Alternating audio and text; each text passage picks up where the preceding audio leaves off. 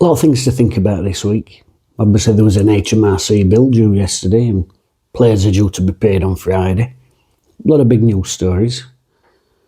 So I've had a quick look online to see what the main talking points are that week, and the main thing people seem to be talking about is Josh Windass' celebration.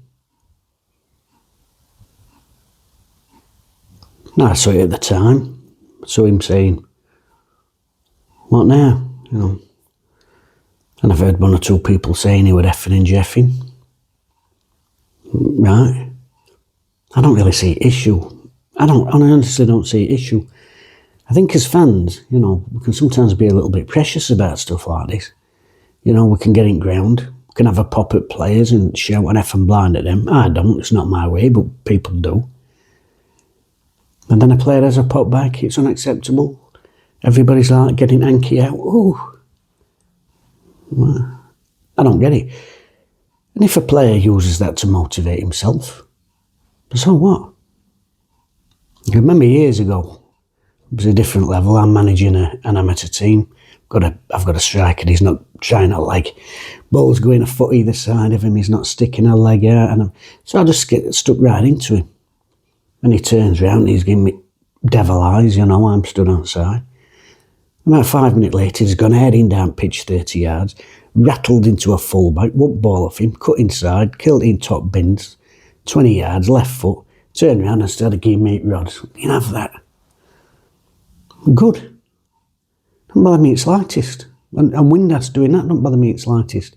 Whatever you do to motivate yourself. And if you motivate yourself by saying, "I'll show these bastards," great. I really do think we get a bit precious about it. And I know some people will say, "Oh, arrogance." He's in the 1%.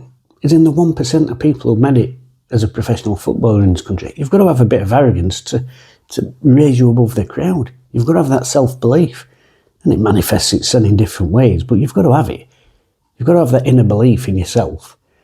And people say thinks he's better than he is. Well, good. So you should do.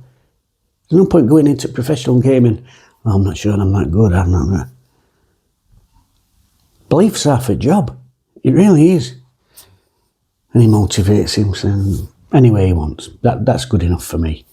And he has made a massive contribution to Wednesday. Let's not forget, when he first came, he joined us at a really tough time. We were fighting off relegation. It was a poor side. He scored, 52 goals. And I would say they should reach 32 at end of the season. Will he get a new deal? I don't know. But what I would say to people who were, well, let him get on his bike, this, that, and that.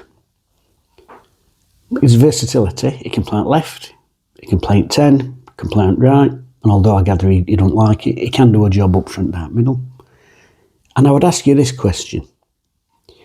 How much would it cost you to get a 22-year-old, a 23-year-old, as versatile as Josh Windass, and who can make the contributions that Josh Windass has made? How much would that cost you?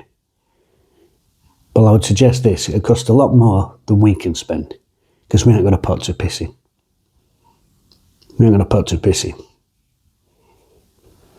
Whether he gets a new deal, I don't know.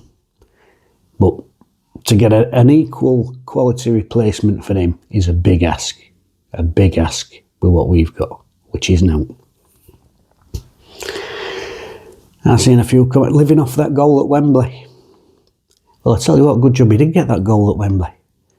And if he does live off it a bit, fair play for me as well. And I'll tell you why, because that goal alone was worth more than £9 million just in TV money.